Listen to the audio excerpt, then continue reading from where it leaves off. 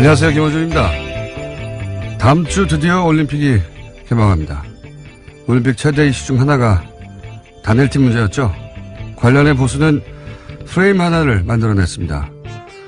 북한 선수들 참가는 남한 선수들 기회를 박탈한다. 공정하지 않다. 올림픽은 그 탄생부터 평화를 위한 것이었고 유치하는 노력부터 이미 공공의 자원이 엄청나게 동원이 됩니다. 하여 선수들도 올림픽 정신의 구현과 공공의 이익을 위해 때로는 개인적 이익 일부를 남과 공유할 의무가 함께 부여되는 겁니다. 전쟁이 고론되던 상황에서 우리 공동체에게 평화의 상징이 필요하다. 그럼 개개인 출전 시간 중 일부는 그 목적을 위해 공공재가 될 수도 있는 게 올림픽의 정신과 공공의 이익에도 부합하는 겁니다. 정부가 그런 메시지의 전달과 관리에 실패한 측면이 있습니다. 그건 그것대로 비판할 수 있죠. 하지만 출전 시간이 줄어서 공정하지 않다는 단순한 프레임 하나에 거의 모든 언론이 아무런 문제 제기도 없이 동조하는 상황이 저는 참으로 기이합니다. 올림픽이 개인 커리어만을 위한 취업 박람회가 아니잖아요. 올림픽이 개인만의 경영이면 올림픽기와 국기는 왜 겁니까? 선수 명함하고 이력서를 걸어야지. 올림픽만 생각해온 어린 선수들이 거기까지는 생각 못했을 수 있습니다. 당황하고 억울할 수 있죠. 그럴 때 단일팀이 가진 상징과 의의, 올림픽의 공공성과 우리 공동체가 필요로 하는 평화의 절박함을 그들에게 얘기해 줄 수 없다면 언론이 뭐하러 있습니까? 김원준 생각이었습니다.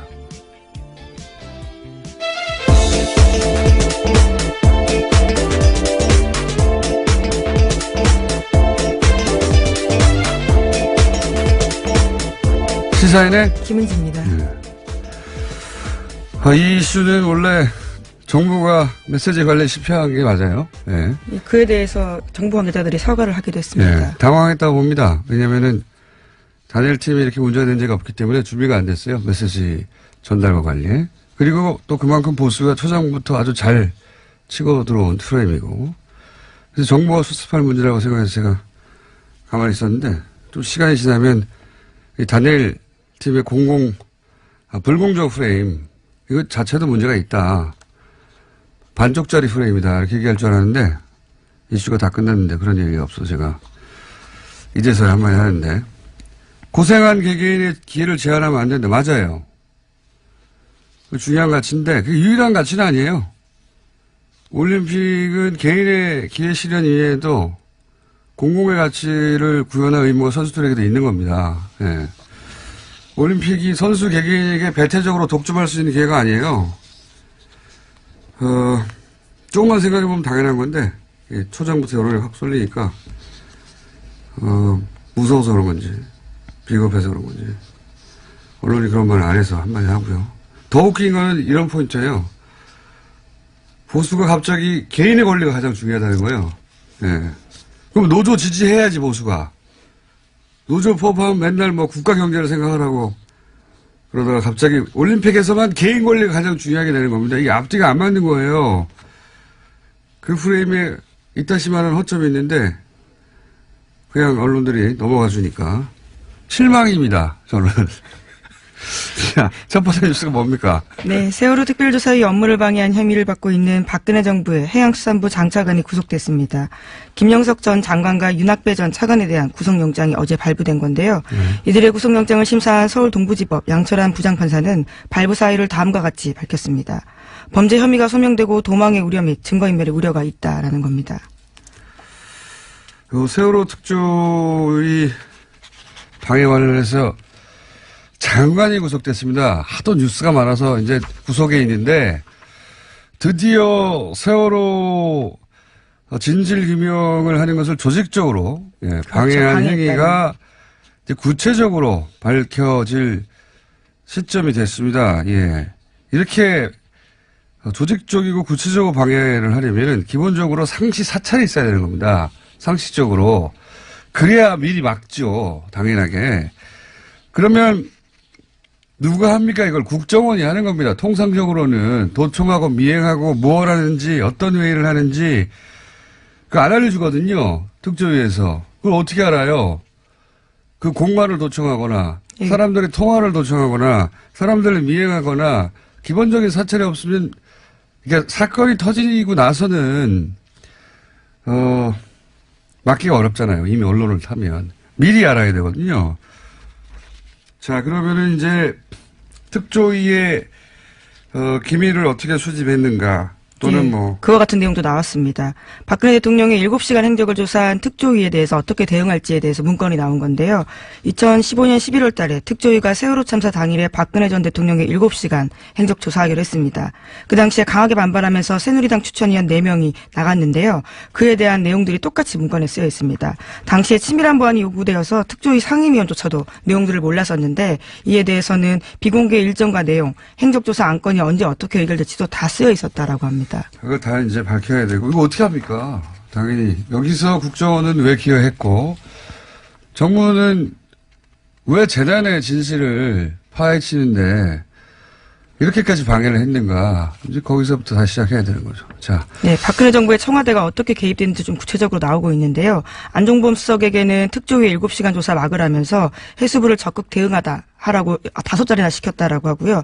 조윤선 수석에게는 기형적인 특조위를 폐지할 필요가 있다면서 여당과 논의하라고 했습니다. 또 우병우 수석에게는 정교조 계획을 무력화시키다라는 이야기도 했고요. 뭐 세월호도 사실 아직 밝혀진 것보다 밝혀지지 않은 게 훨씬 많은 사건이기 때문에 출발점에 제대로 쓴 것 같습니다. 자, 다음 순요. 네, 오늘 이명박 전 대통령 관련된 뉴스가 많습니다. 가장 먼저는 다스인데요. 검찰이 다스의 법인의 수출 대금 1,500억 원을 쪼고 있다고 JTBC가 보도했습니다. 대금이 들어오지 않고 해외에서 사라졌다라는 정황을 포착했다라는 건데요. 검찰은 최근 다스의 전현직 회계 관계자들을 불러서 조사하고 있습니다. 주진우 기자가 그리고 안홍구 청장이 몇 달 전부터 계속 주장하는 얘기죠. 예, 해외로 빠져나가는 돈, 예, 비자금. 그리고 제가 2012년에 싱가포르에서 예, 이런 비자금이 그쪽으로 모인다 이런 첩보를 입수하고 그때부터 추정한 적이 있어요. 미국이 스위스 계좌를 이제 털면서 국제적으로 블랙머니가 싱가포르로 많이 이동했었거든요. 그때 스위스 은행이 싱가포르로도 많이 이사를 갔고요. 그때 왜냐하면 거기가 합법적으로 차명 계좌가 가능합니다. 그러니까 불법이 아니에요. 싱가포르에서는 합법이에요. 대리를 내세우는 게. 거기에 이제 싱가포르의 페이퍼 컴퍼니 혹은 뭐 비자금 저수지라고 저희끼리 불렀었는데 돈이 모여있다고. 이게 어려운 점이 뭐냐면 어디서 딱 끊겨요. 하다 보면. 예. 프라이빗 뱅킹의 특징이기도 하고. 이거 공권력이 직접 수사를 해야 되는 사안인데 언제 떼려나 그러고 있었는데. 예, 드디어 착수했다고 합니다. 드디어 계기가 마련되고. 예. 다스의 싱가포르 회사 이름은 인티어 다스라는 곳인데요. 2005년에 캐나다 업체 합작해서 만들었습니다. 그런데 관련된 의혹들이 만들어지자요. 2012년에 폐업했습니다. 진작 알고 있던 내용입니다. 어쨌든 거기에서 그냥 머물러 있지는 않을 거예요. 돈이. 이런 돈이라는 게 계속 흘러가니까. 어쨌든 싱가포르가 거점이었다. 거점 중 하나였다. 예. 이것까지는 저도 확실하게 알고 있던 바입니다. 예. 그 이유를 추적하기가 어려운 것이지. 드디어 공중파 뉴스에서도 나오군요. 자, 다음 뉴스는요. 네, 이명박 전 대통령의 큰 누나의 아들인 조카 김동혁 씨라는 사람이 있습니다. 이 김동혁 씨가 최근에 검찰의 비공개 조사를 받았는데요. 검찰 조사에서 모친에게 상속받은 부동산이 사실은 이명박 전 대통령의 차명 계산이다라고 진술했다고 합니다. 이명박 전 대통령 기자회견할 때, 이거 하지 말았어야 할 기자회견이다. 끝났다, 이제. 뚝이 무너질 것이다. 예. 이게 이제 저희가 처음에 다스는 누구 겁니까? 라고 다스를 공격한 것도 사이버사나 국정원 댓글은 훈련된 조직원들이 그 가운데 있어요. 진실의 끝까지 가는데. 혹은 공직자들이 있고. 하지만 다스는 민간인들의 회사입니다. 그리고 이런 경우에는 어디 방어막 한 군데 구멍을 뚫는 게 중요합니다. 거기가 무너지면 심리적으로 다스가 뚫렸어요. 그러면 다른 것도 심리적 저지선이 같이 무너지는 거예요. 이거 나만 혼자 이거 방어하고 있으면 뭐해? 이렇게 이제 무너지기 시작하는 거죠. 외삼촌 땅 우리가 가지고 있는데 이거 다 드디어 사실을 말하게 되는 그러니까요. 겁니다. 이명박 전 대통령 참여유산이다라고 얘기하게 되는 것이고 이런 일들은 점점 더 많이 벌어지겠죠. 이제 시작에 불과하다. 예. 다음 뉴스는요? 예, 또 영포빌딩 압수수색하면서 관련된 내용들이 굉장히 중요한 게 많이 나왔다라고 SBS가 보도하고 있는데요. 이명박 전 대통령이 재임 시절에 다스 관련된 보고를 직접 받았다라는 증거를 검찰이 확보했다고 합니다.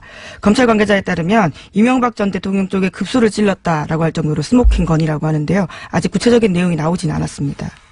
그래요? 급소를 찔렀어요? 네, 그런 표현이 있습니다. SBS가 그렇게 보도하고 있는데요. 급소는 뉴스공장이 지난 7월부터 찔렀어요. 이 시사인도 함께했습니다. 계속 찔렀는데 청와대 민정하고 공권력을 동원해서 돈을 찾고 그 과정을 청와대 민정이 뭐 자기 혼자 결정했겠습니까? 청와대 대빵이 시켰지? 민정이 왜 그걸 혼자 해요? 그리고 민정이 왜 사기업하고 계속 연락을 합니까? 그 사기업과 연락한 문서들도 진작에 공개했고요. 그렇지만 검찰 조사가 중요한 건 그때 이제 뉴스공장에서 여러 가지 문건을 들고 얘기했지만 대통령이 보고를 받았다고 하는 문건이나 증거를 여기 이 부분은 검찰만 확보할 수 있는 거죠. 그걸 검찰이 확보했다면 이제 완성이 되는 거죠, 그림이. 자, 다음은요. 네, 김재정 씨와 관련된 이야기도 여러 차례 말씀드렸습니다. 이명박 전 대통령의 처남인 고 김재정 씨가 일종의 키맨이다라는 건데요. 그와 관련해서 상속자인 부인 권모 씨가 검찰 조사 받았습니다. 상속세 탈루한 의혹으로 받고 있는데요. 이와 관련해서 상속자인 부인 권모 씨가 아니라 제3자가 상속 과정의 문제점을 검토한 흔적이 발견됐다라고 합니다. 발견된 지 4개월 넘었어요. 뉴스공장에서 계속 얘기했어요. 제3자가 했다고. 안홍구 총장님이 그렇게 얘기를 많이 했었고, 예. 하지만 이게 다 이제, 뉴스에, 지상파가 가장 정제해서 내놓는, 뉴스에서 보도되기 시작했다는 게 중요한 거죠. 자, 다음 뉴스는요? 네, 이명박 정부 사이버사령부의 정치관여 의혹 수사를 은폐무마한 혐의로 구속된 전 국방부 수사팀 관계자 기억하실 겁니다. 최근에 구속이 됐는데요. 이 관계자가 심경의 변화를 일으켜서 적극 진술을 하고 있다고 합니다. 상부 지시를 받고 핵심 진술을 덮었다라는 이야기입니다. 이게 다스 효과라는 겁니다. 저기가 뚫렸네? 나 혼자 방어한다고 지금 내가 방어할 대상, 우리 이명박 전 대통령이 보호가 되지 않네? 나만 하면 뭐해? 이런 심리적 저지선이 뚫리는 효과가 있어. 다른 분야도 다 이렇게 될 겁니다. 네, 오늘 아침 경향신문 보도인데요. 구체적인 내용들이 꽤 많이 나오고 있습니다. 그러면서 윗선 규명에 힘이 나고 있다라고 하는데 김관진 전 장관이 구속됐다 풀려나가면서 한동안 소강 상태였는데 다시 한번 속도 내고 있다고 합니다. 다 무너지게 돼 있다니까요. 그 기자회견 하지 말았어야 돼요. 아무 내용도 없는 기자회견. 아무것도 없나 보다. 이렇게 되는 거군요. 자, 다음 순요. 네, 서지현 검사 이야기도 안 할 수가 없는데요. 이번 주에도 JTBC에 출연해서 처음으로 피해 사실 털어놓은 다음에 계속해서 법무부의 부실 대응 비판됐습니다. 이와 관련해서 박상기 장관이 피해 사실을 적시한 서검사의 메일을 받았는지 여부가 어제 하루 종일 논란이 됐습니다. 저도 이 뉴스 봤는데, 저도 이 뉴스를 보면서 굉장히 이상한 지점을 발견했어요. 이제 법무부 관계자 발로 첫 뉴스가 나왔죠. 네, 뉴스원 보도였습니다. 네, 장관이 이메일을 확인했는데 메일 받지 않았다고 하더라. 여기서부터 출발됐거든요. 법무부 관계자 발로. 네, 직접 메일을 받은 사실이 없는 것으로 확인했다라는 보도였습니다. 그러고 나서 이제 좀 이따 공식 브리핑에서 받았다고 하니까 거짓 해명, 말 바꾸기 이게 이제 하루 종일 보도된 내용인데 이 탐사 보도를 오래 해온 저로서는 이거는 진짜를 놓친 뉴스다. 껍데기만 본 뉴스다. 최초로 제가 아무도 이 말을 그렇게 저녁 때문에 그런 내용이 나올 줄 알았더니 그게 안 나와서. 왜냐하면은 서검사 측에서 메일 보냈다고 했어요. 답장을 받았다고 했어요. 메일은 법적의 증거 능력이 인정받을 만큼 확실한 물증입니다. 이제는. 상대 손에 메일이 있어요. 그죠? 이거를 있다고 하는데 일부러 거짓말해서 상대 손에 있는 증거를 없앨 수가 없는 거예요. 즉시 들통이 나는데 이런 건 바보도 안 하는 거짓말입니다. 이렇게 생각을 해야 돼요. 첫 출발부터. 그리고 이렇게 큰 사건인데 여검사가 성추행을 당했다고 장관한테 직접 진정을 했어요. 이게 맨날 있는 일입니까? 최초로 있는 일이에요. 잊을 수가 없는 사건이에요, 이거는. 더군다나 관련자가 현직 의원입니다. 그리고 가해자가 아주 유명한 검사예요. 모를 수가 없어요. 절대로 잊을 수가 없는 사건인 거예요. 게다가 그런 메일을 받고 이런저런 지시를 했다고 이제 밝혀졌지 않습니까? 이거 어떻게 전체를 다 잊어버려요? 네, 검찰국의 관련자 면담하도록 지시했다라면서 구체적으로 누구와 약속 잡고 미리 알려달라는 이야기까지 그런 건 했다고 중요하지 합니다. 않고요. 핵심은 이거예요. 잊을 수가 없는 겁니다. 장관도 잊을 수가 없고 또는 숨기려고 해도 숨길 수가 없고 그리고 거짓말도 불가능하고 게다가 지시를 이행한 사람도 너무 많고 이렇게 상식적으로 생각하고 단 다음에 그 다음에 사건을 재구성을 해야 되는 거예요. 일부러 거짓에서 빠져나갈 수도 없죠. 잊을 수도 없는 사건이죠. 그 다음 생각해야 될 거는 그러면 그 법무부 관계자가 장관을 메일을 안 받았다고 했잖아요. 그렇죠? 네, 그럼 해당 보도에 따르면 그렇습니다. 법무부 관계자가 정말 법무부 장관에게 확인을 하고 기자에게 그런 말을 한 것인가. 제가 보기엔 이 사태의 진짜 주인공은 이 법무부 관계자입니다. 그 관계자가 장관님 메일 안 받았어요? 받았어요. 확인을 했는지 여기서부터 다시 확인해야 되는 거예요. 제가 보기엔 이거 거짓말입니다. 확인했다는 건. 다시 말씀드리지만 상대한테 물증이 있고 잊을 수 없는 사건인데 면담한 직원도 있어요. 관계자가 많아요. 아는 사람이 너무 많아. 장관이 거짓말해서 피할 수도 없고 얻을 이득도 없어요. 이렇게 생각을 못하면 기자들이 관성적으로 그냥 법무부 관계자와 법무부 브리핑이 차이가 나. 아싸 거짓말 이렇게 기사 쓴 겁니다. 이렇게 하면 맨날 껍데기 기사가 나오는 거예요. 진짜 질문은 그 관계자는 왜 그랬냐. 10중 8구 제가 보기에는 거짓말했어요. 이걸 파야 진짜 뉴스가 나온다. 법무부 장관이 조직 장악이 안 된 건가? 아니면은 이전 정부의 인사 일부가 사보타지를 하고 있는 건가? 이걸 못 보면 진짜 뉴스가 안 나오는 거예요. 왜냐하면 이렇게 하고 나면은 가해자는 사라지고 박상기 법무부 장관만 남는 거예요. 사건의 주요 인물인 것처럼. 하여튼 마음에 안 듭니다, 요새. 자. 네, 어쨌거나 서 검사도 법무부 담당자 만나서 진상조사 요구했는데요. 해가 넘도록 조치가 치러지지 않았다는 점도 이야기하고 있습니다. 그 점은 그 점대로 따질 일이에요. 예, 그 점은 그 점대로 따질 일이고 피해자 입장에서 만족스럽지 않은 거죠. 예. 근데 이제 사건의 포인트가 법무부 장관이 아닙니다. 제가 보기에는 이 첫 보도가 나간 관계자를 파보세요. 그리고 관계자와 장관의 말이 일치하는지를 확인해 보세요. 거기서부터 진짜 사건이 숨어 있다. 자, 다음 순요. 예, 오늘 아침에 한국일보에서 안철수 국민의당 대표의 인터뷰가 있었는데요. 예, 바른정당과 손잡고 통합신당 준비하고 있는 중입니다.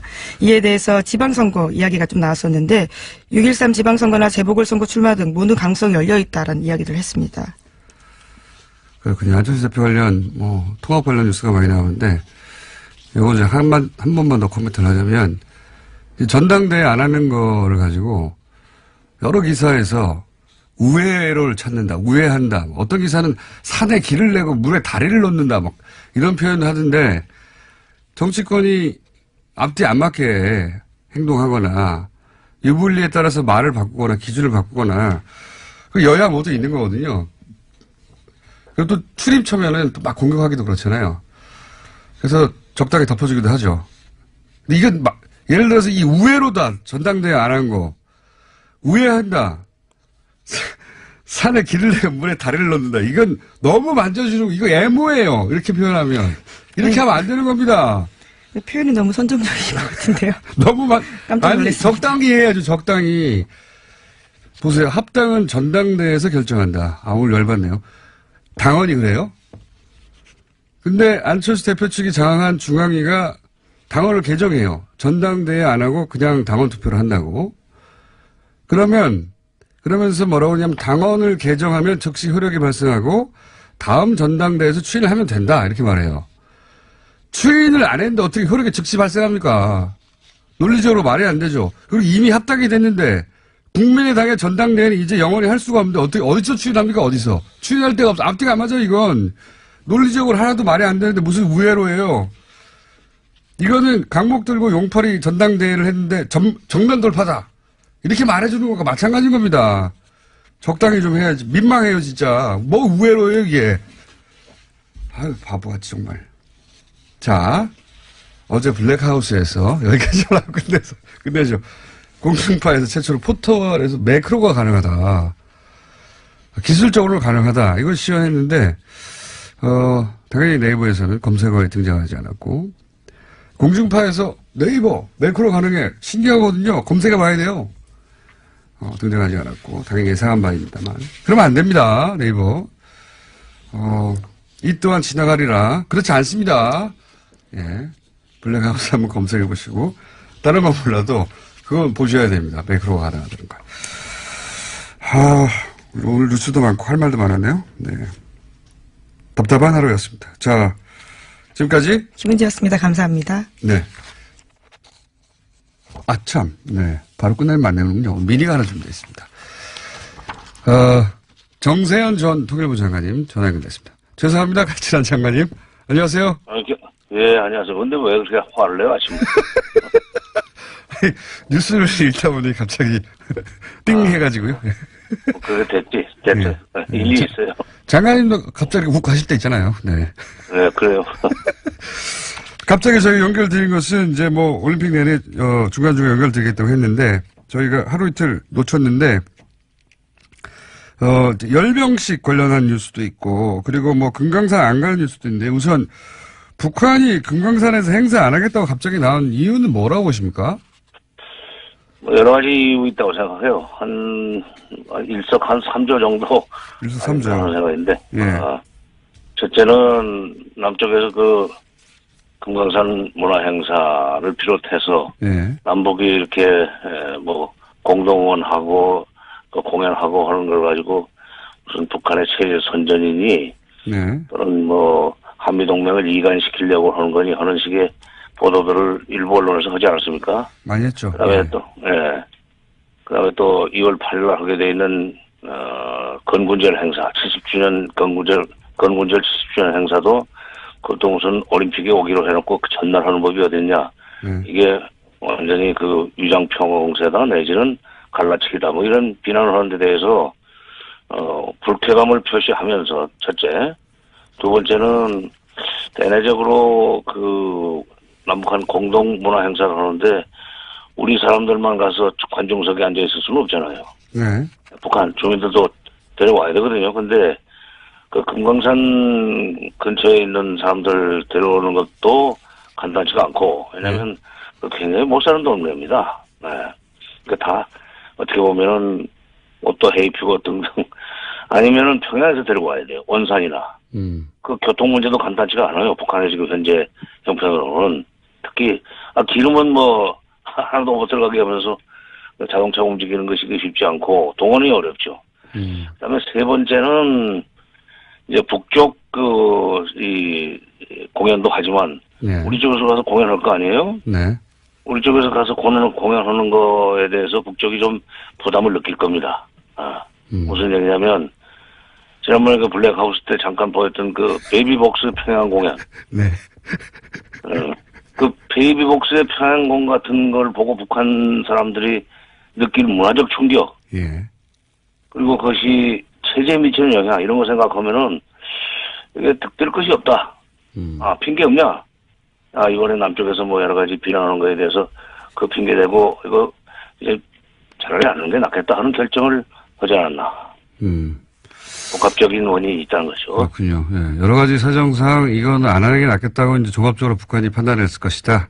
예. 네, 그 대신 마식령 스키장에 뭐 공동 훈련을 한다 하는 것은 그 별로 그렇게 접촉 기회가 없어요. 선수들끼리는. 예. 스키이기 때문에 이게 기록 경기 아닙니까 스키가. 그러니까 실제로 갔다 온 그 기자들 얘기 들으니까 각자 북한 선수 한 번 쭉 타고 내려오고 네. 우리 선수 타고 내려오고 뭐 그러고 끝났다. 별로 이렇게 물론 만나서 뭐 이야기하고 하는 그거는 뭐 좋은데 이 같이 어울리는 시간이 있었기 때문에 그런 부담을 별로 안 느꼈을 겁니다. 그렇군요. 이제 이 공연도 하고 남측에서 가서 오래된 시설들도 이제 이용해야 하고 뭐 북한 입장의 형편도 있고 또 남한에서는 이걸 또 비판도 하고 하여튼 복합적으로 기분도 나쁘고 형편도 어렵고 현실적인 어려움도 있고, 뭐 이런 차원일 것이다. 네, 듣고 보니 그러네요. 예. 예. 이건 어떻습니까? 또 한 가지는, 건국절 열병식. 북한에서는, 건군절. 건군절. 예, 국이 아니라. 건군절. 이거는 우리 입장에서는 올림픽 전날인데, 이렇게 퍼레이드를 해야 되느냐. 뭐 이런 분명히 입장이 있을 수 있고, 북한에서는, 아니, 이거는 이쪽 행사인데, 니네가 이것까지 못하게 하면 안 되지. 뭐 이렇게 입장이 갈리는 건, 한편으로 양쪽으로 생각해보면 당연한데요. 결국은 이 행사를 하겠죠? 당연히? 그렇죠. 이게 원래 북한의 건군절이, 예. 1948년 2월 8일이 건군절입니다. 예. 지금으로부터 70년 전이죠. 예. 그런데 그러다가 78년부터는 건군절을 4월 25일로 바꿨어요. 그게 이제 1932년 4월 25일 그때 21살짜리 김일성이 예. 김성주였죠. 처음에는 항일 빨치산 항일 유격대를 만들었다고 하는 날이 4월 25일이에요. 그거를 건군절로 이렇게 만들었어요. 예. 그때부터 78년에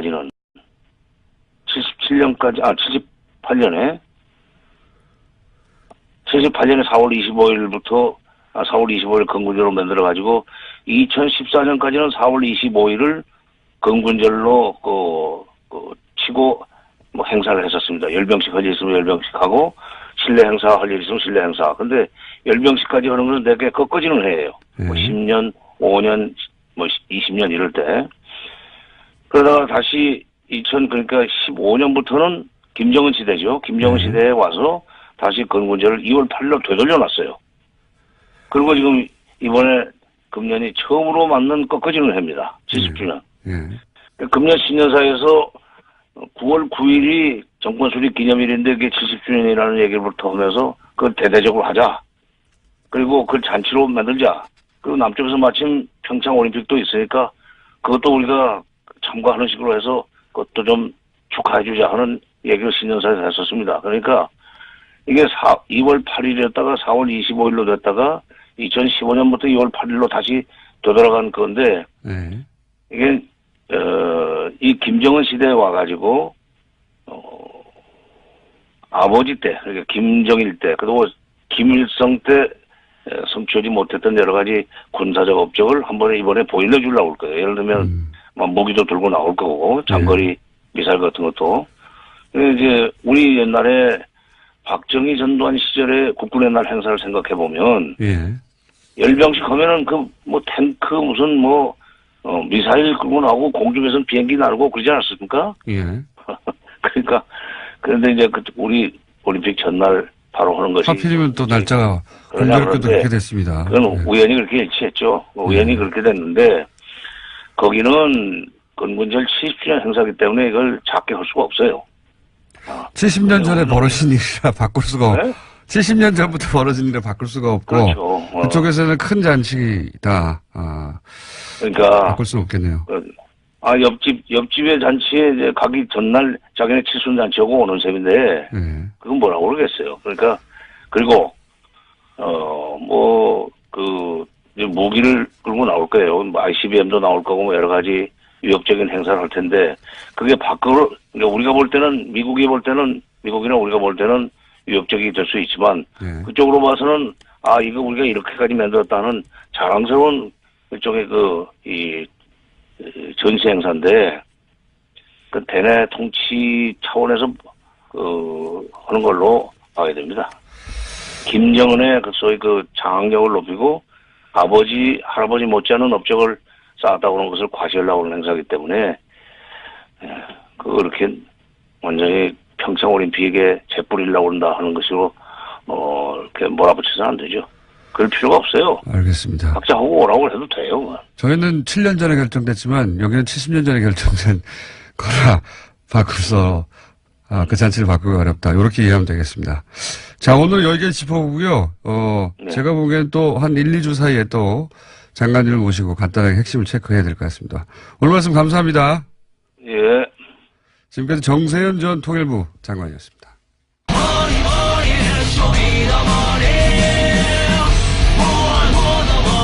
서울대관이 안원구 전 국세청장님 나오셨습니다. 안녕하십니까.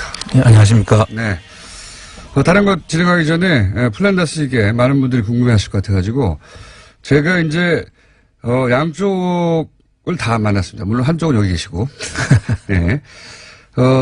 이사회 관계자도 만나봤어요. 입장을 정확하게 이해하고 싶어가지고 예. 그리고 이제 여러 우려도 충분히 들었고 네. 자체적인 판단의 이유도 이제 제가 충분히 설명을 들었고요. 그래서 이제 이사회는 그 결정한 입장을 계속 고수하고 그렇게 이렇게 중단한다는 입장이죠. 그리고 또 청장님은 또 나름의 이유로 플란다스계를 계속 추진하시는 입장이신 거죠. 네, 그렇습니다. 네.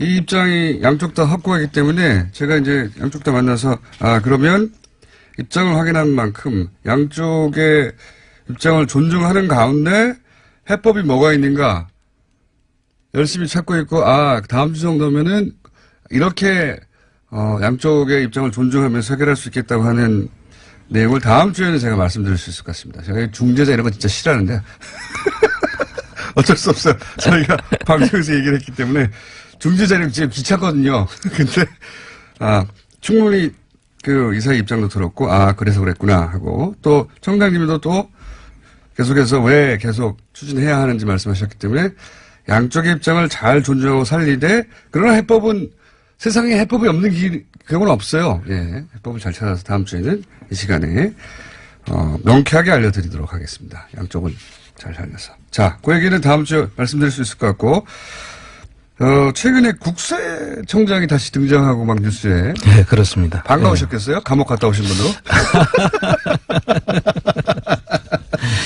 전 국세청장들 중에 좀 물론 이런 정치적 사건은 아니지만. 예. 그렇게 이제 명예가 추락하거나 그런 경우가 있긴 있었죠. 근데 이번엔 좀 케이스가 다릅니다. 케이스가. 예. 정부의 그 하청 혹은 청부사죠, 이건. 청부, 사찰에 동원된 거 아닙니까, 이게. 지금 이명박 정부의 국세청, 정말 그 사악함의 끝이 어딘지, 어디까지 추락해야 될 것인지, 네. 정말 참 너무 답답한 그런 상황인데요. 지금 간단하게 얘기하면 이현동 전 국세청장이, 당시 일을 시작했을 때는 국세청장이 아니었죠. 그렇습니다. 요약하면 김대중 전 대통령, 그리고 노무현 전 대통령의 해외 비자금을 찾기 위해서 국정원이 프로젝트를 가동했고, 그때 이제 자금 추적하는 데는 국세청이 짱이니까 국세청의 이런 핵심 인물들이 국정원으로부터 돈을 받고 게다가. 예. 그것도 대북 특수공작비를 전용해가지고. 전용해서 그 돈을 받고 또 그 돈 일부는 또 미국 국세청에 뇌물로 줬다는 거예요. 뇌물로 주고. 그리고 이게 국세청은 무슨 국정원이 흥신소나 심부름센터로 활용한 것 같아요. 그러니까요. 그걸 기꺼이 수행했고, 근데 열심히 찾았는데 아무것도 없더라. 그렇죠. 그래서 덮었다. 그게 이제 덮었기 때문에 영원히 묻힐 수 있었는데, 이번에 엉뚱하게도 원세훈 전 국정원장을 뒤지다가. 그렇습니다. 그분이 또, 이명박의 최순실이라고 제가 부르기 시작했는데, 거기서 구멍이 쑥쑥쑥 나가지고 여기까지 온 거예요. 예. 그리고 이게 지금 다른 것보다 제가 가장 붕괴하는 이유는 지금 돌아가신 대통령 두 분입니다. 이게 살아 계시는 분들도 아니고 돌아가신 두 분 대통령을 엿보이기 위해서 그렇죠. 음해하려고 하는 거 아닙니까? 그러니까요. 이거는 부관 참시하려고 하는 거거든요. 그러니까요. 이거는 정말 천인공노할 일이라고 저는 생각합니다. 말도 안 되는 짓에 그 동원된 인원 중에 국세청장이 등장해가지고 이거 안원구 청장님하고 자세히 얘기해봐야 되겠다. 예. 내부 사정을 잘 아시는 분으로서 이게 이제 쭉 한번 읊어주시죠. 어떻게 된 건지. 전후. 그러니까 데이비슨 또는 연어 이런 공장명으로 이제 돌아가신 두 분 대통령을 음해하기 위해서 미국까지 직원들을 공조직 직원들을 보내가지고 파견해가지고 뇌물까지 써가면서 예. 그 사실을 파악하려고 했었다는 것이고. 노무현 대통령 살아계실 때는 한상률 전 청장이 노무현 대통령 뒤를 캐는 역할을 한 거 아닙니까? 그죠? 그렇죠. 그랬다가 나중에 결과적으로 태광실업 세무조사를 통해서 예. 노무현 대통령이 돌아가시게 된 그런 그 결과를 가져왔고요. 그 이어 받은 분이 이제 지금 이현동 전 청장이라는 거 예, 아닙니까? 그리고 그 뒤에 다시 또 그 DJ 비자금 때문에 독일 가서 전번에 얼마 전에 국민의당의 그분이 그 이야기를 하면서 비자금이 얼마 있는 거 뭐 봤다, 검찰에서 봤다 해가지고 그렇죠, 문제가 된 적 그렇죠. 있죠. 그런 것들이 있어가지고 그때 국세청이 난장판이 됐거든요. 그 한상률 청장이 있을 때 이미 그때 노무현 그리고 김대중 전 대통령을 이제 뒤를 캐기 시작했고. 그죠? 그렇습니다. 네.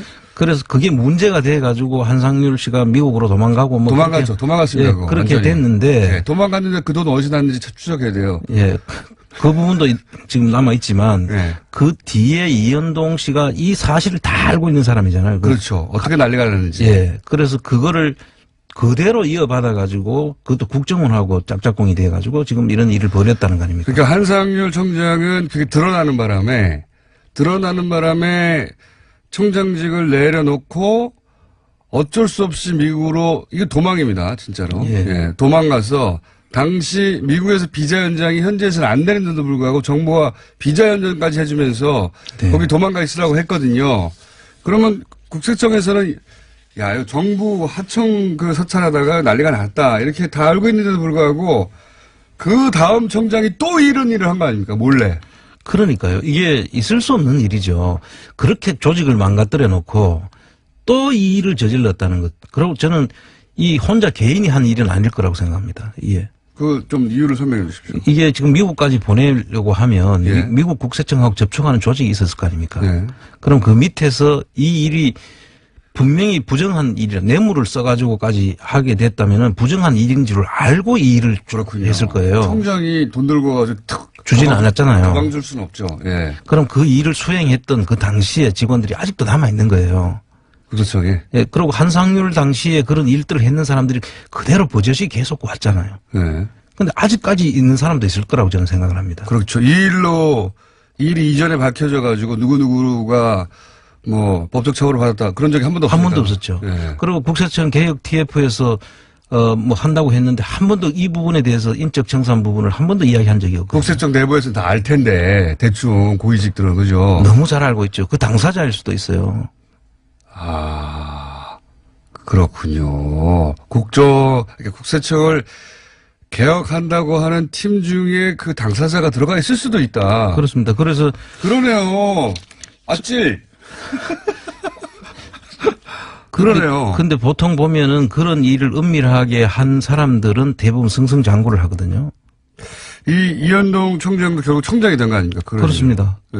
그것도 2년 만에 상급 국장에서 예.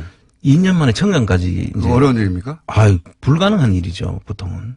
그러면 뭐 국세청 안에서는 다 알았겠요. 저게 어떻게 가능하냐. 뭐 했다, 뭐 했어, 이렇게. 정권하고 특별한 유착 관계가 없으면 예. 있기 불가능하다. 그렇게까지. 얼마 이야기할 수 걸립니까, 있습니다. 보통은? 보통 뭐 10년? 아, 그걸 3년 만에. 2년 만에 출파했다? 그렇죠. 예. 그럼 뭐, 대위가 별다는 거네요, 바로.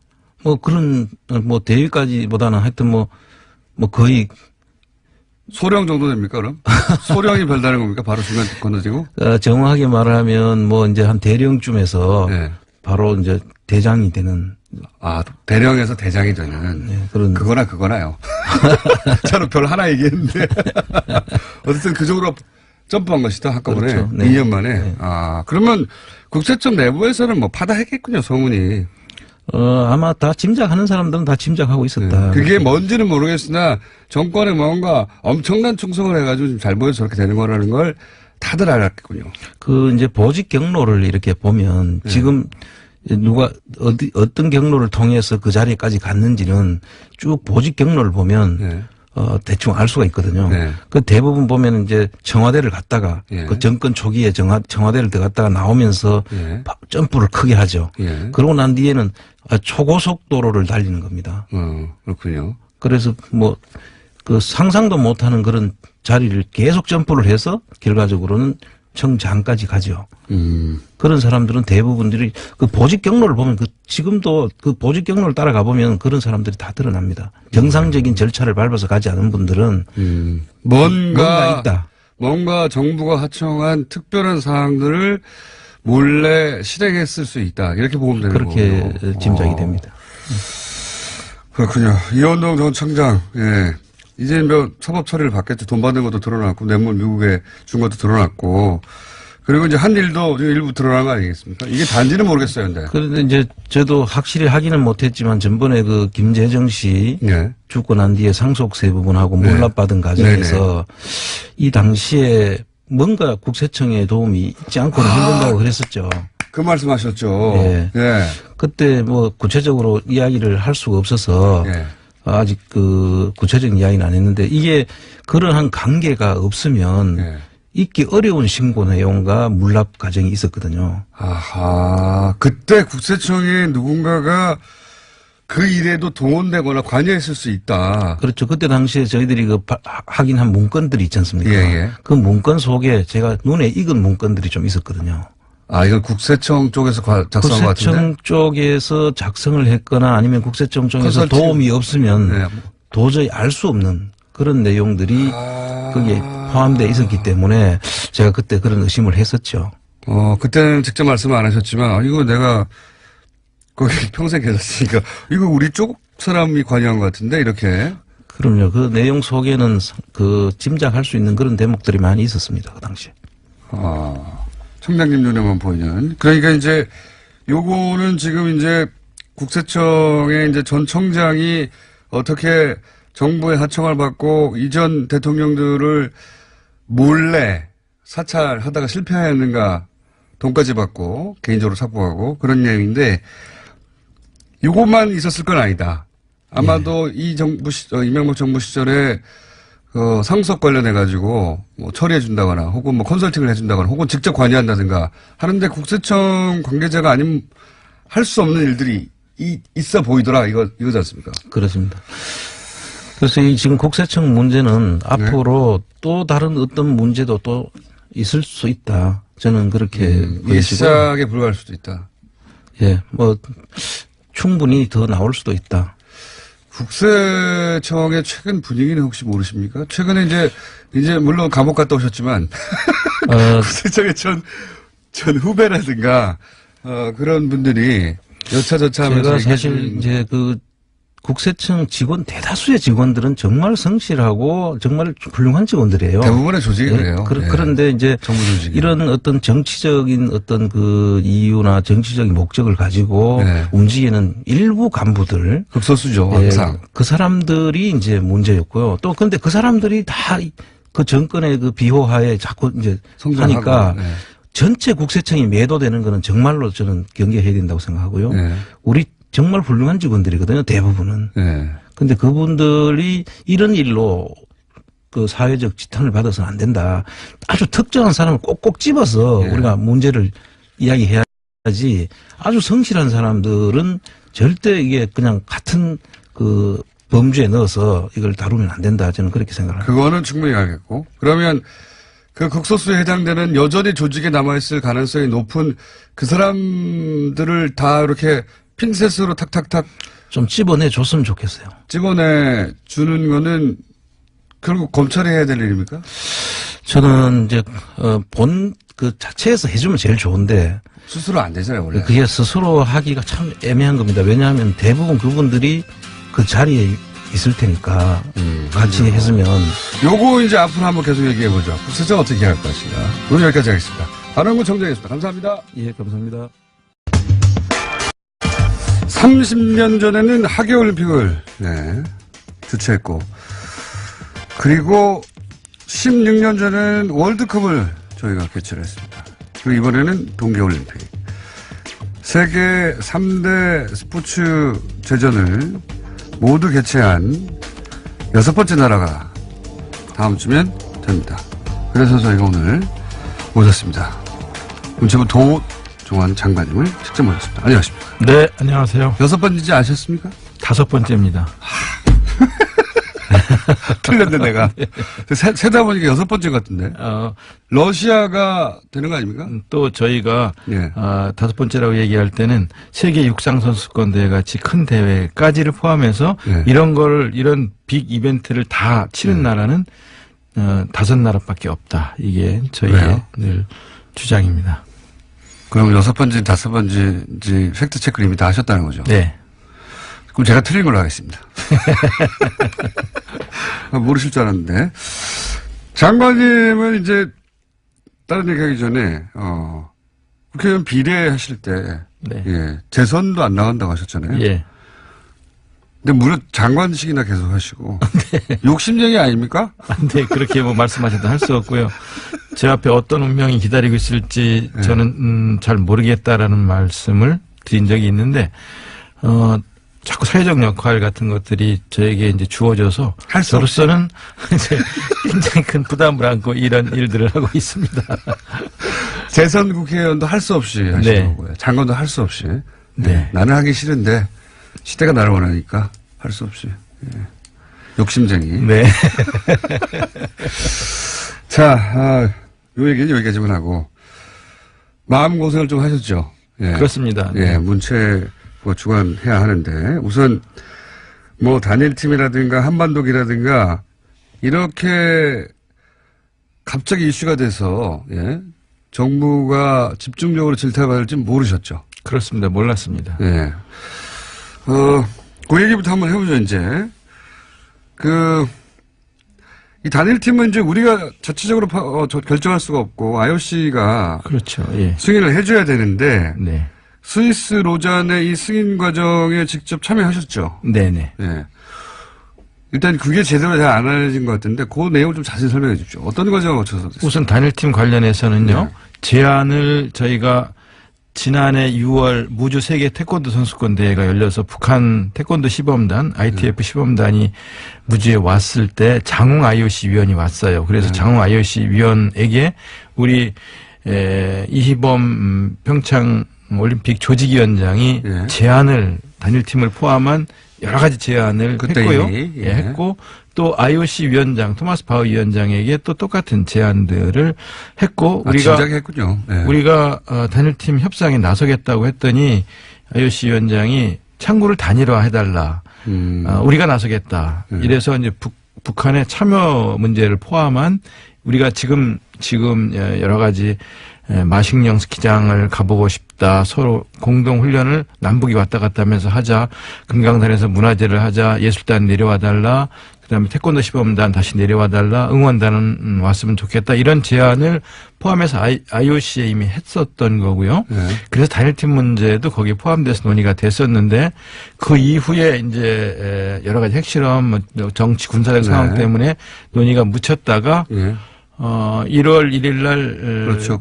김정은 위원장이 이제 평창 올림픽에 참여하겠다라고 말을 하면서 이 문제가 다시 논의가 되면서 9일 날 고위급 회담에서 남북이 같이 단일팀을 한번 만들어 보면 어떻겠냐라는 논의를 시작한 거죠. 최종 결정은 20일 날 IOC에서 했는데요. 남북은 그렇게 합의했지만 이제 그 결정을 IOC에서 해줘야 되니까. 그렇죠.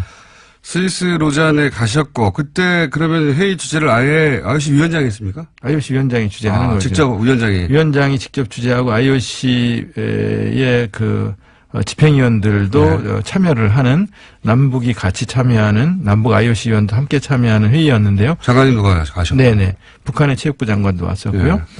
그런데 이제 9일 날 남북 고위급 회담에서 이 문제가 공식 거론이 된 이후에 10일 날 선수들이 전지 훈련을 미국에서 마치고 돌아왔어요. 네. 이때 아이스하키 선수들이 여자 아이스하키 선수들이 이때 9일 날 이게 문제가 거론되자 바로 왜 선수들한테 안 물어보고 니들이 결정하느냐라는 얘기가 나왔고요. 왜 우리 언론을 통해서 우리 선수를 왜 희생시키느냐. 그다음에 단일팀을 갑자기 만들면 팀워크가 제대로 만들어지겠느냐. 그렇죠. 이런 문제 제기들이 폭발적으로 터져나왔어요. 충분히 제기할 수 있는 문제들이라고 생각하고 타당성이 있는 문제 제기라고 생각하고요. 그 점에 대해서 충분히 답변을 못 드린 거에 대해서 죄송하게 생각을 하고요. 정부가 준비가 안 됐었죠 그때. 네, 그렇습니다. 정부가 단일팀, 역대 단일팀은 항상 환영받는 이슈였지. 네. 단일팀의 문제를 이거 공정하다, 공정하지 않다는 프레임으로 네. 공격을 정부를 향해 한 적이 한 번도 없었어요. 네네. 네. 그러다 보니까 정부가 이걸 어떻게 대응해야 되는지 초기에는 네. 당황한 게 보이더라고요. 그죠? 네네. 그래서 10일 날 선수들이 들어온 뒤에 네. 바로 제가 직접 한국 아이스하키 협회, 우리나라 아이스하키 협회장과 전무이사 등 임원들을 만났고요. 그래서 이 문제에 대해 상의를 했고요. 그 다음에 세란 모레이 감독이 돌아온 11일 날 아이스하키 감독. 예, 우리 차관과 체육국장이 직접 진천에 내려가서 선수들과 감독을 만나서 설명을 했고 이해를 구했고요. 그 뒤에 다시 그 다음 날은 대통령이 직접 선수촌에 내려가셨고요. 그리고 대통령이 내려가셔서 이해를 구했고 그 다음에 선수들이 저를 보자고 하더라고요. 그래서 선수들이 이야기하자고 그래서 제가 또 선수들과 감독과 함께 대통령 장관 다 선수들 만났다. 선수들이 직접 만나자고 해서 선수들과 1시간 넘게 선수들과 이야기를 나눴어요. 선수들이 가장 우려하는 문제 또 도와줬으면 하는 문제들을 갖고 이야기를 나눴는데요. 선수들은 우리 피해가 있으면 안 된다. 피해가 있는 거 아니냐라는 문제를 포함해서 개인적으로는 당연히 그 문제가 궁금하죠. 그다음에 만약에 그럼 단일팀이 된다면 국가가 우리한테 해줄 수 있는 게 뭐냐. 당신들이 우리한테 해줄 수 있는 게 뭔데요? 라고 물어요. 개인적으로 일정 부분 희생하는 게 있으니. 예. 우리한테 해줄 게 있어야 될 거 아니냐. 해줄 수 있는 게 뭐냐. 그래서 요구사항이 뭐냐. 제일 어려운 점이 뭐냐. 정말 직접적이네요. 네, 네. 그랬더니 우선 안정적으로 운동할 수 있는 환경, 즉 실업팀이 만들어졌으면 좋겠다. 직장이 있으면서 운동을 할 수 있는. 그걸 바라겠죠. 네. 이런 환경을 만들어주는 게 첫 번째 요구다. 가능하겠냐. 그래서 알아보겠다라고 하면서 직접 알아봤고요. 몇 군데에서 하겠다는 기업들이 있었고요. 두 번째, 고1 학생이 3명 있어요. 고2가 또 3명 있어요. 이 학생들이 질문을 하면서 우리는 대학에 가려면 운동을 접어야 됩니다. 없으니까. 체육 특기자를 받아주는 대학이 없습니다. 남자는 5개 대학이 있는데 여자 아이스하키 선수들은 없습니다. 우리도 체육특기생으로 받아주는 대학이 있으면 좋겠습니다. 해결이 가능할까요? 그래서 지금 당장 답변은 못하지만 이거는 대학과 그렇죠. 논의를 해야 되니까 대학과 논의를 하겠다. 이렇게 답변을 했고요. 실제로 가능한 대학들 알아보고 있거든요. 그러니까 이 두 가지 문제가 제일 우선 선수들의 요구사항이었어요. 그래서 이 두 문제를 해결해 주려고 하는 과정에 마침 수원시청에서 실업팀을 창단하겠다고 했어요. 왜 그러냐면 수원시청은 2016년부터 2020년까지 480억을 들여서 아이스링크를 짓고 있는 중이에요. 아하. 마침 아이스링크를 짓고 있는 중인데 이런 상황이라면 우리가 창단하겠다. 창단비 25억 정도 들어가는데 그럼 우리가 창단하겠다. 대신 창단하면 문체부에서도 좀 지원을 해주고 도와줄 수 있겠냐. 그래서 그건 가능하다. 거기까지 알겠습니다. 예. 선수들이 또 하나 요구하는 게 있는데요. 협회에서도 요구하는 게 지속적인 지원이 제일 중요하다. 그래서 2022년 평창 동계올림픽에는 우리 재력으로 8강에 진출하고 싶다. 그때까지 계속 지원해 줄 수 있겠냐. 지원해 줄 수 있다. 이게 선수들이 원하는 거였고요. 그런 논의가 1월 10일, 11일, 12일, 1월 9일 날 처음 문제 제기된 이후에 계속 선수들과 협회가 논의됐던 거예요. 제대로. 예. 그리고 이 논의를 바탕으로 19, 20일 날 스위스 로잔에서 최종 결정을 위한 협의를 위해서 IOC에 갔었거든요. 거기서 가장 논의가 오래되고 또 결정이 어려웠던 것도 역시 단일팀 문제였습니다. 단일팀 문제였습니다. 왜냐하면 IOC는 일단 북한 선수 12명을 받아라. 그래서 IOC가 그렇게 얘기했어요? 그렇습니다. IOC가 12명을 받아라.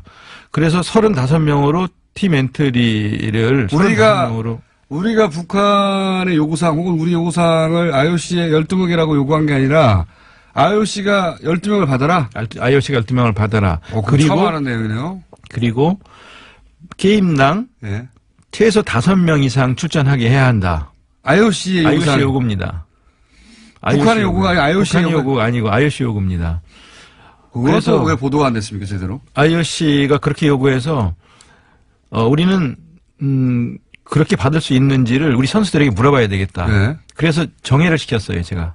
정회를 하고 그때가 밤 12시 가까운 시간, 한국은 12시 가까운 시간이었는데요. 네. 협회에 전화를 해서 전무이사라든가 또 아이스하키 협회장과 통화를 했고요. 네. 그러면서 감독이 3명까지는 받을 수 있지만 5명은 어렵다고 많다. 한다. 너무 많다.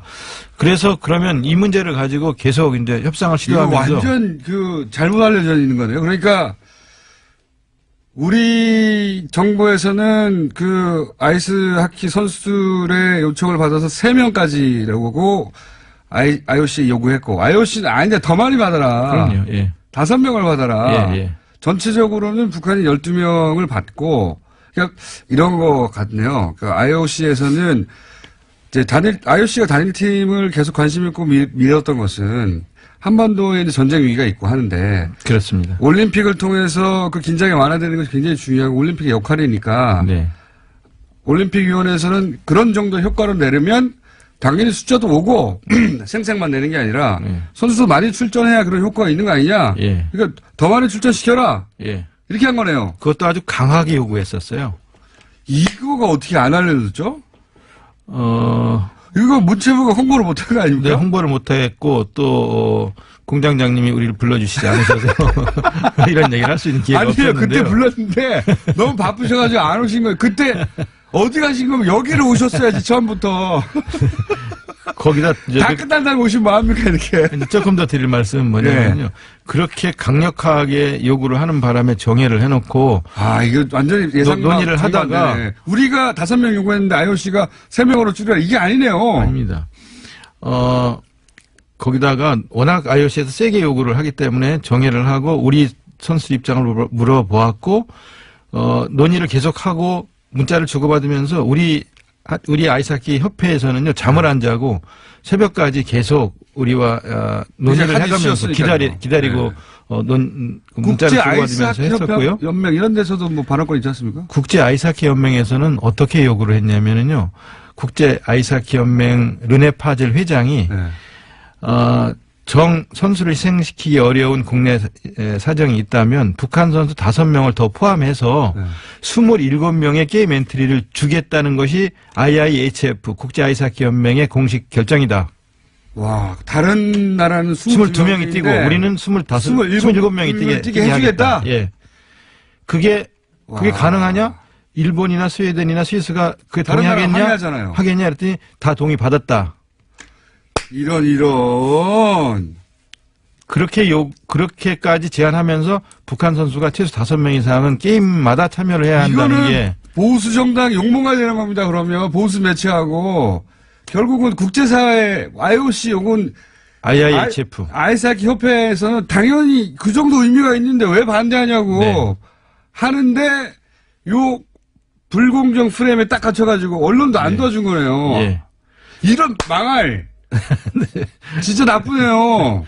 저희는 27명이 뛰게 해주겠다는 IIHF의 요구를 고민을 하다가 이것도 받지 않겠다고 그랬어요. 왜냐하면 일본하고 경기를 해서 우리는 27명이 뛰고 일본은 22명이 뛰어서 우리가 이겼을 경우에 일본 네티즌들이 가만히 있지 않을 거 아니겠습니까? 일본 국민들 입장에서는 또 왜 저게 특혜를 주느냐 할 수 있죠. 비겁하다고 할 테고 지면은 더 창피하고 차라리 깨끗하게 이기든 지든 깨끗하게 22명이 뛰는 것이 낫겠다고 제가 생각을 해서 이건 안 받겠다. 선수들 피해가 있는 게 아니고 거꾸로네요. 네.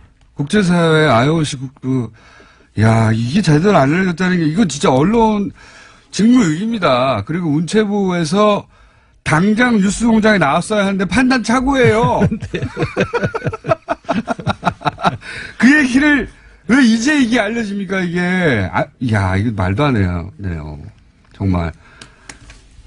내막이 그랬군요. 저는 거꾸로 생각하고 있었어요. 그러다 보니까. 우리가 막 강하게 요구하는데, IOC나 국제 아이스하키 연맹에서, 그렇게까지는 어떻게 해줘?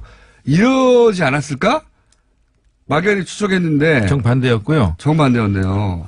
최소 5명 이상을 출전시키자는 요구와 우리 감독이 3명 정도까지는 받을 수 있지만 그 이상 안 된다고 하는 사이에서 이게 계속 정회를 거듭하니까 중재안이 나온 게 4명이었어요.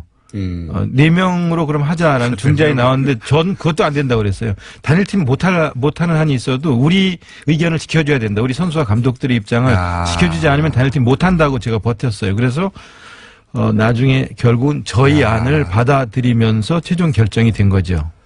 야, 이렇게 된 거구나. 이 내막이 이렇게 안 알려진다는 거는 말도 안 되는 겁니다. 네. 문체부 바보! 그리고 언론도 정말 나쁘네요.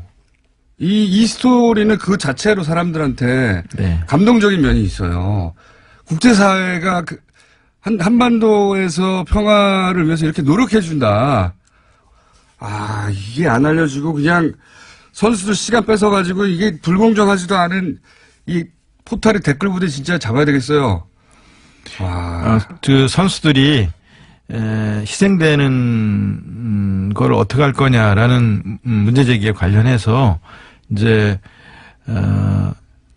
북한 선수 3명이 들어오면 우리 선수 3명이 완전 제외되는 게 아니냐라는 그 견해가 있지 않습니까? 그런데 완전 제외된다든가 하는 것은 이제 저희도 이건 안 된다고 생각을 하고 선수 선발은 전적으로 감독에게 맡긴다는 것이 IOC의 결정 중에 또 하나예요. 근데 5번 경기를 하는데 4번을 뛰게 되는 경우가 생기거나 30분을 뛸 선수가 25분을 뛰거나 20분을 뛰는 경우는 있을 수 있어요. 그렇지만 완전 배제라는 것은 고려하지 않고 있는데 일반적으로 북한 선수 3명이 들어오면 우리 선수 3명이 경기를 아예 못 뛰는 거 아니냐라고 생각하는 거죠. 그렇지는 않습니다. 그렇게 또 퍼뜨린 거예요. 그러니까 저는 그 출전 시간 자체가 기본적으로 오늘 나오신다길래 제가 이제 그 이슈도 잠깐 했는데 출전 시간이 사회물이 아니거든요. 올림픽에서는. 네. 그거 다 대회 전체도 세금으로 쓰이는 거고요. 유치도 그 대한민국의 공공의 자산이 엄청나게 대통령부터 들어간 거고요. 그 행사 올림픽 전체가 무슨 개인의 경영만 하는 그런 이벤트가 아니에요. 그러니까 올림픽의 정신이 평화 아닙니까? 그렇게 탄생한 거 아니잖아요. 그렇죠. 네. 더군다나 그 올림픽의 정신에 가장 부합되는 이벤트니까 또 IOC가 이렇게까지 나선 거 아닙니까? 그렇습니다. 네. 예. 그러니까 이 행사는 사실은 그 목적에 부합하는 정확한 이벤트가 나타났기 때문에 그 시간은 개인의 시간이 아니라 공공재가 되는 겁니다. 일정 그렇죠. 정도. 네네. 쉐어해야 하는 겁니다. 너무나 당연하게. 이 얘기를 언론이 하지 않는 게 저는 불만이었는데 그 정도가 아니라 이 진상 전체가 제대로 전달이 안 됐네요. 전체 과정이. 그래서 저희는 양보라면 양보이고 희생이라면 희생이라고 볼 수 있는 부분을 인정하면서 작게 양보하고 크게 얻을 수 있는 길이 있다. 그 말씀을 드리고 싶었었는데요. 작게라도 양보하면 안 된다. 이건 희생이다라고 이제 주장하는 목소리가 더 컸었습니다. 목소리가 큰 게 아니고 그렇게 만들었어요. 사실은 제가 불만인 게 그겁니다. 아니 개인의 그 기회가 보장되는 것도 굉장히 중요한 가치죠. 올림픽에서는 그게 유일한 가치는 아니에요. 이런 다른 중요한 가치도 있기 때문에 그거 어떻게 잘 조율할 것인가 당연한 거지 않습니까? 네. 근데 이 일방적인 프레임을 막 때리면 언론이 어느 순간에는 그렇지 않은 면도 있다라고 이제 제어를 하거나 해야 되는데 나쁩니다.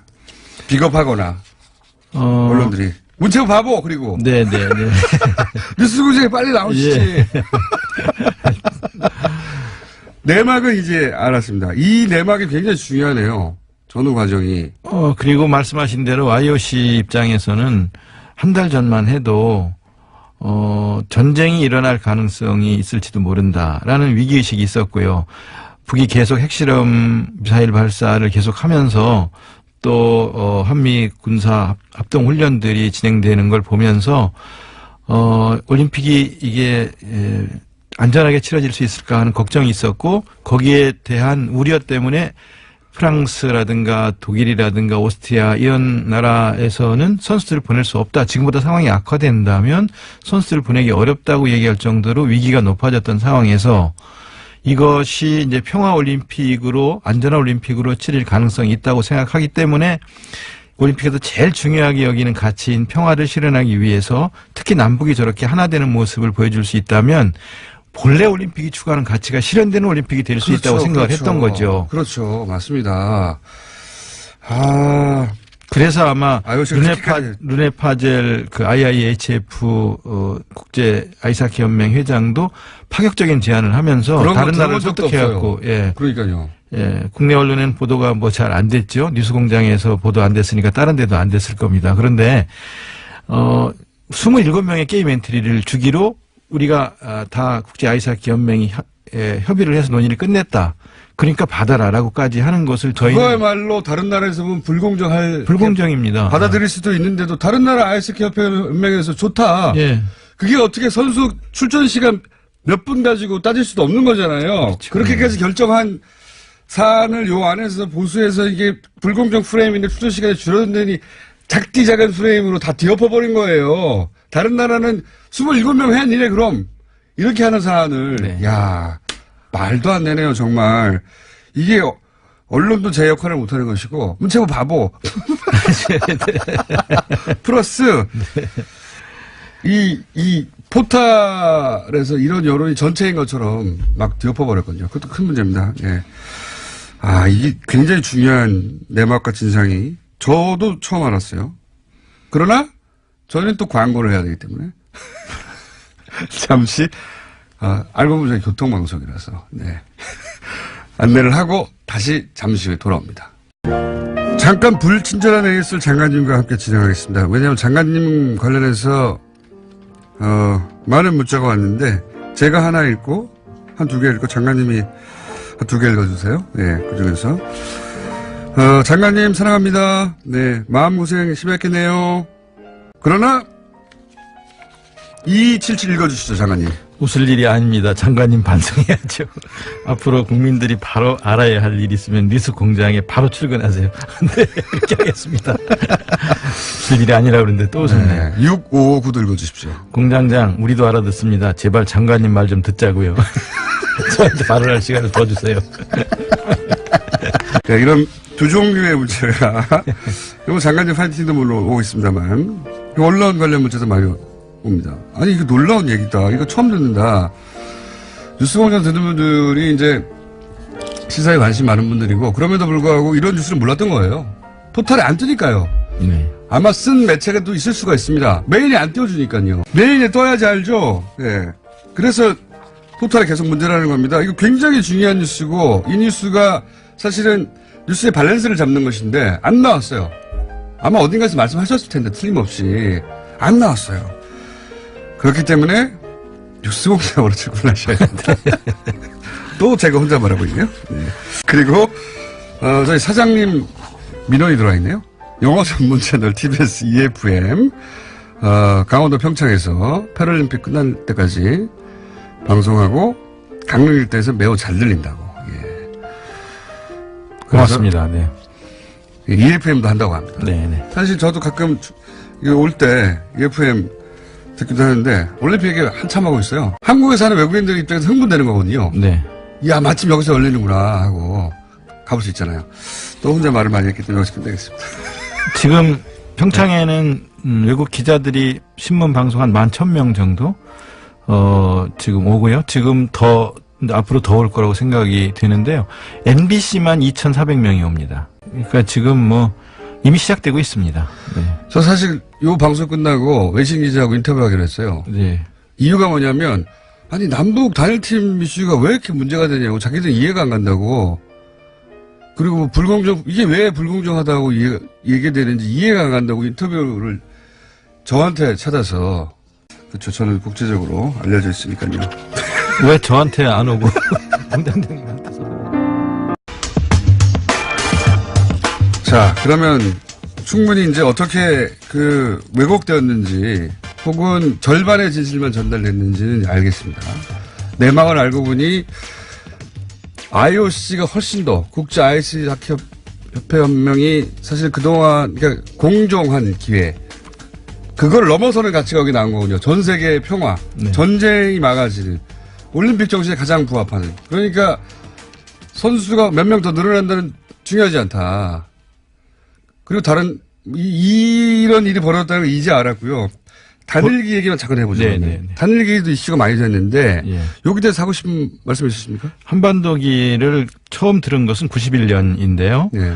한반도기를 남북이 합의해서 들은 깃발로 되게 생각들을 하시는데 IOC의 요구로 시작된 겁니다. 아, 이것도 IOC. 네. 하긴 올림픽에 관련된 건 IOC가 최종 결정권을 다 갖고 있기 해야지 때문에요. 되는 네. 거니까요. 1963년입니다. 91년이 아니고 1963년에 브런디지 당시 IOC 위원장이 한반도기 들고 입장해라라고 얘기를 한 겁니다.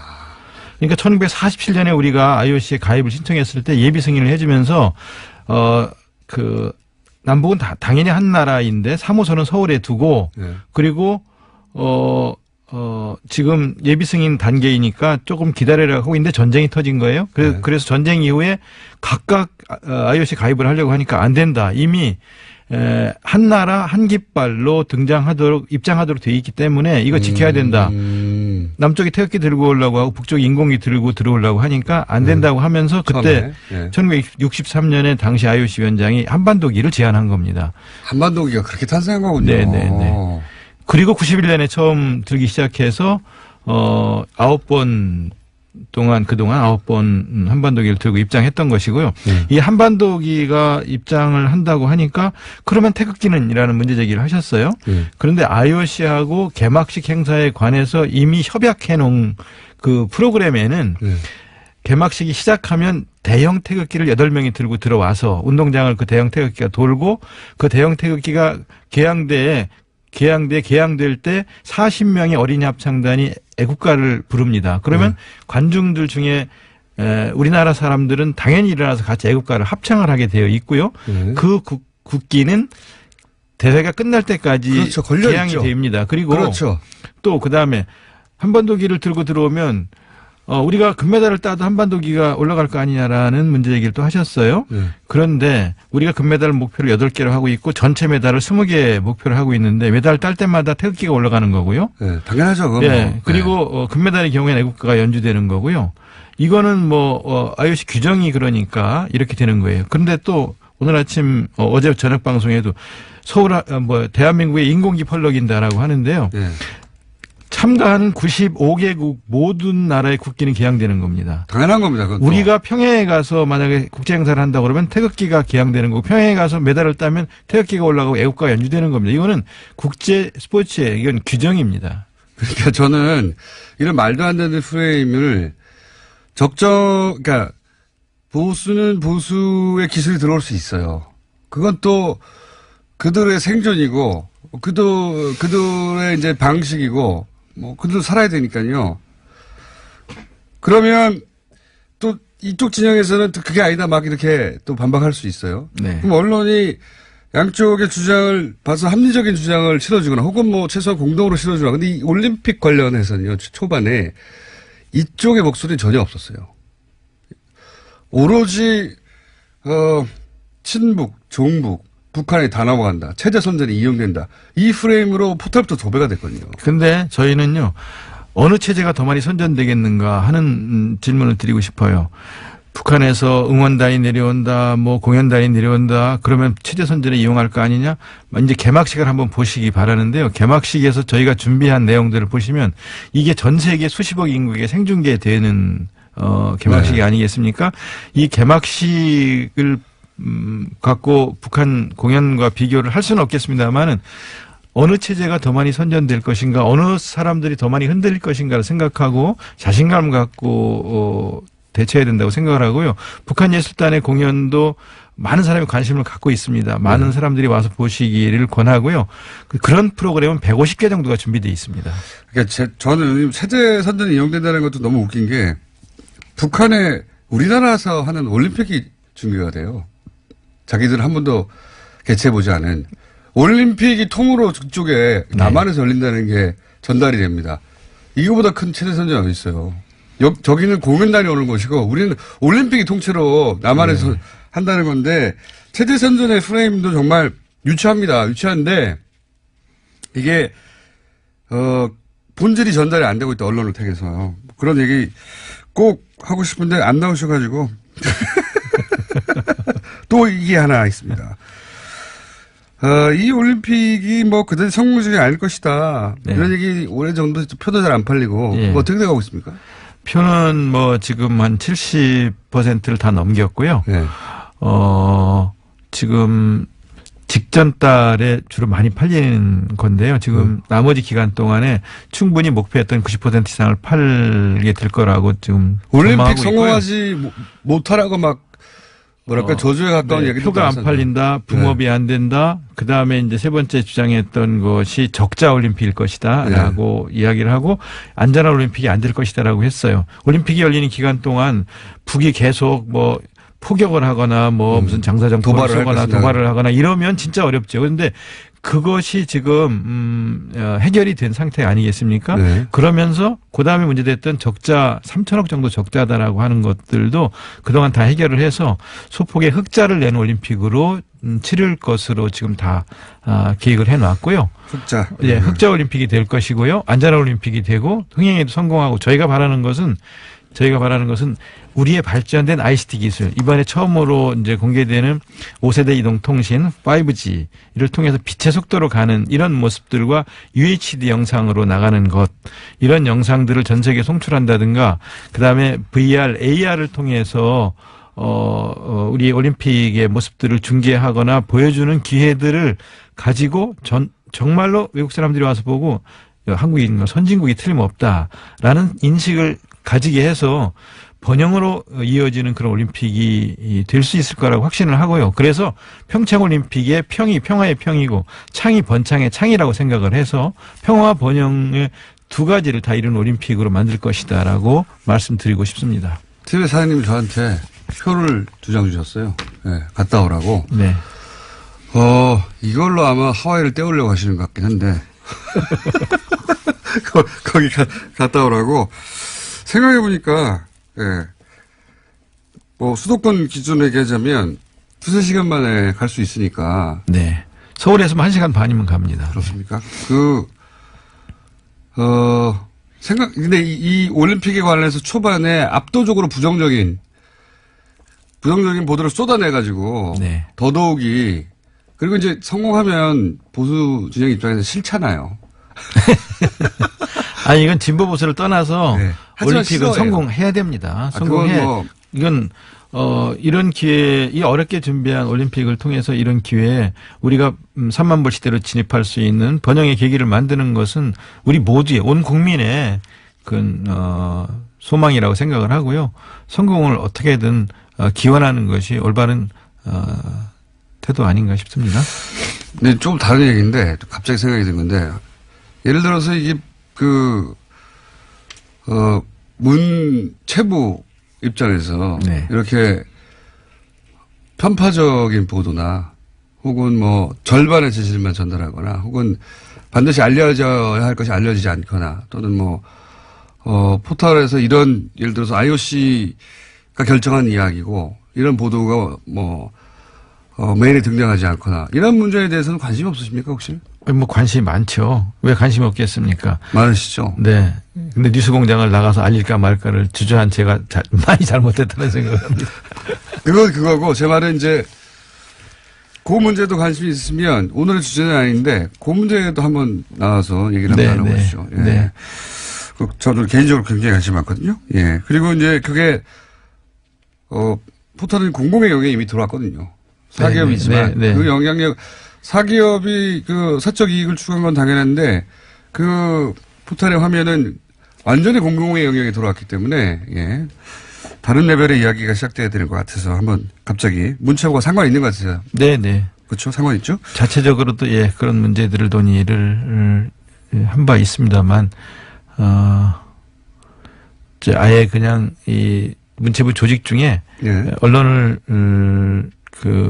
상대하는 조직 자체를 포털 쪽을 담당하는 시스템으로 전환하는 체제로 바꿀 생각입니다. 그거 굉장히 핵심적이고 중요한 네네. 이슈인데 오늘 올림픽 이야기니까 예. 그건 다음 기회에 한번 네네. 나오셔가지고 본격적으로 그렇죠. 포털은 공공의 영역에 들어왔습니다 이제. 네. 예. 그런데 공공의 어떤 효과적인 감시를 받고 있지는 않죠. 전혀. 예. 영역은 공공의 영역에 들어왔는데 완전한 사기업의 자유를 누리고 있는 예. 그런 면이 있어서 생각하다 보니 이게 문체부와 관련이 있는 거잖아 생각이 들어서 네. 준비하고 계시군요 뭔가. 예. 예, 알겠습니다. 이런 건 어떻습니까? 마식령 스키장 훈련이라든가. 네. 몇 가지 공동으로 진행했던 거 있지 않습니까? 잘 진행되고 있습니까? 네. 잘 진행됐고요.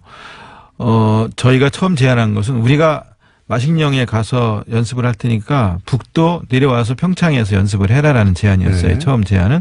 근데 이제 너무 짧은 기간이라서 그 제안은 우리는 가고 북한 선수들이 와서 여기서 연습하는 거는 이제 2월 1일 날 어제 들어왔으니까 여기서 이제 약간의 연습을 하게 될 테고요. 그 다음에 예술단을 비롯해서 많은 금강산 문화공연 등을 비롯한 것들은 저희가 먼저 제안을 했던 것이고요. 그때는 북한의 참여를 이끌어내기 위해서 작년 6월에 그런 제안을 했던 것이고요.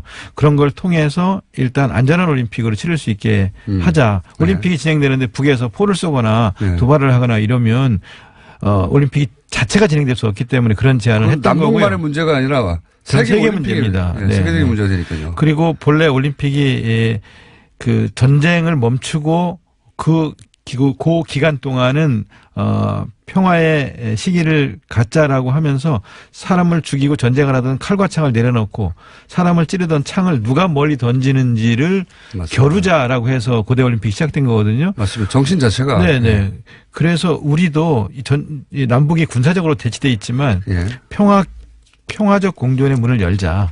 그리고 이렇게 폐쇄적 대치보다는 평화적 교류를 통해서 공존으로 가는 그런 길을 열자.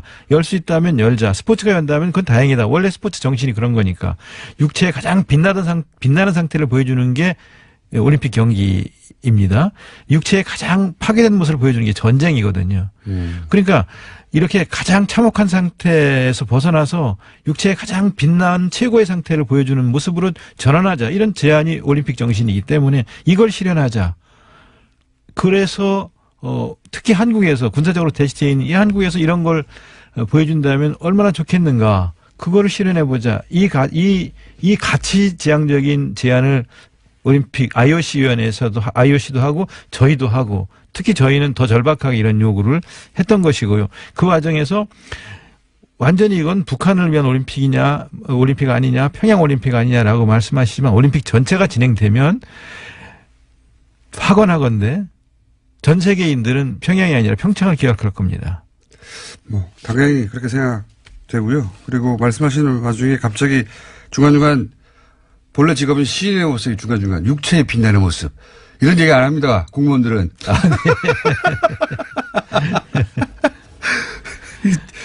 듣다가 이분 시인이셨지? 아니 피겨 스케이팅을 하는 걸 보세요. 특히 피겨 페어 남녀가 같이 얼음판 위에서 하잖아요. 힘만 쓴다고 되는 게 아니고 힘을 적절히 잘 분배하고 균형을 이루면서 아름다움을 창출해내는 것이 피겨 페어예요. 그렇죠. 그리고 하다가 미끄러지는 경우가 있잖아요. 넘어지는 경우가 있어요. 그래도 우리가 선택한 음악이 계속 흐르면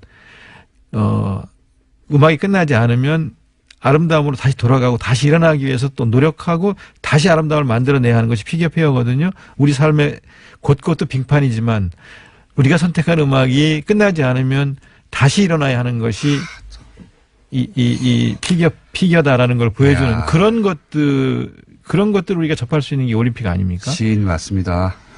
장관님, 도정환 장관님은 20, 30대는 모르실 수도 있는데요. 과거에 엄청 날리신 시인입니다. 요즘은 시집이 안 팔리고 있을지 모르겠는데 그때 엄청나게 화제가 된 시인이셨고 중간중간에 공무원의 신분을 잃고 갑자기 시인으로 돌아가가지고 그래서 많은 분들이 직접 오셔서 현장에서 일생에 한 번 있을까 말까 올림픽을 직접 보는 그런 경험들을 가지시면 참 고맙겠습니다. 이게 TV를 보셔도 좋지만 TV를 보시는 것과 현장에 와서 보시는 것의 차이는 방 안에 앉아서 통제를 먹는 것과 직접 바닷가에 가서 회를 먹는 것의 차이 정도라고 생각을 하고요. 직접 오셔서 구경을 하시면서 감동적인 장면들을 만나시기를 권합니다. 역시 후반부는 막판은 시인의 모드로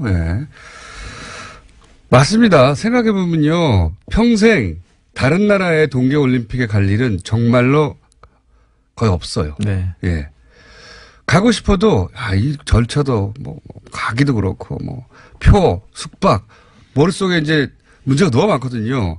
공공은 기차 타고 가면 되지 않습니까? 1시간 반이면 수도권에서는. 네, 네. 강릉이든 평창이든 오셔서 세계적인 선수들이 경기하는 모습들을 보시는 기회를 제 놓치지 생각에는 마시기 초반에 바랍니다. 보다가 야, 너 기차 타고 금방 가면 되는 거 아니야 이거. 네. 1시간 반이면 길 막힐 때 서울 2시간 걸려요 길 막히면. 네네.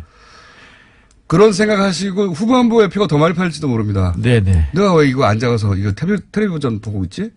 가면 되는데? 이렇게 생각하시는 분들이 아마 그때 가서야 생기겠죠. 네. 언론도 사실 평창 올림픽에 대해서 이렇게 보도도 잘 안 해주고 기본적으로 이런 이슈만 보도하고 그러니까 논란. 그러니까 체육부 기자들이 기사를 쓰거나 방송을 내보내면 좋은데 정치부 기자들이 초반에 기사를 쓰면서 저희가 제대로 대응을 못한 것도 있고요. 또 저희가 뭐 성찰하고 반성해야 될 점도 있고 제대로 알리지 못한 점도 있다고 생각을 합니다. 어쨌든 그럼에도 불구하고 우리나라에서 30년 만에 다시 개최하는 이 올림픽에 많은 분들이 이제 오해도 좀 푸시고 또 같이 손에 손을 맞잡고 성공하는 올림픽이 될 수 있도록 도와주시면 고맙겠습니다. 알겠습니다. 지금까지 신도종환 문체부 장관이었습니다.